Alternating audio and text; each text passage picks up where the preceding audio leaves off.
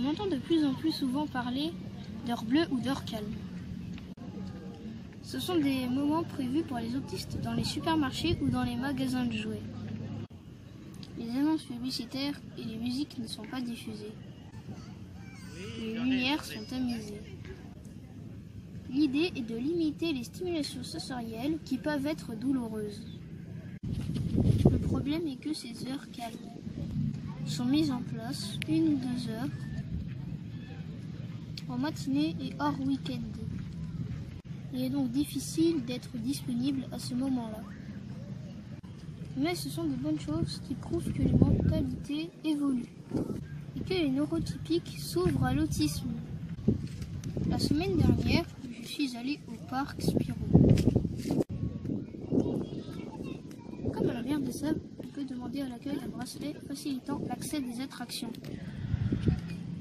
À Disneyland, ce n'est pas un bracelet, mais une carte.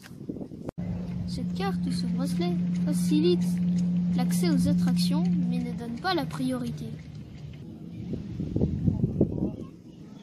Ce qui veut dire qu'on peut attendre, mais un tour. À Disneyland, selon mon handicap, certaines attractions sont interdites ou autorisées en présence d'un accompagnant. Parfois, je suis rapide est donné à la personne autiste et son accompagnant. Mais le reste de la famille ou du groupe doit faire la queue. Ce n'est pas très logique car au final on doit attendre les autres. J'aimerais rebondir sur ce sujet pour parler des rendez-vous médicaux. En effet, il faudrait que les professionnels de santé soient à l'heure. Patienter 1 heure ou plus dans une salle d'attente peut virer au cauchemar. Si les gens étaient ouverts et bienveillants, l'autisme serait moins handicapant.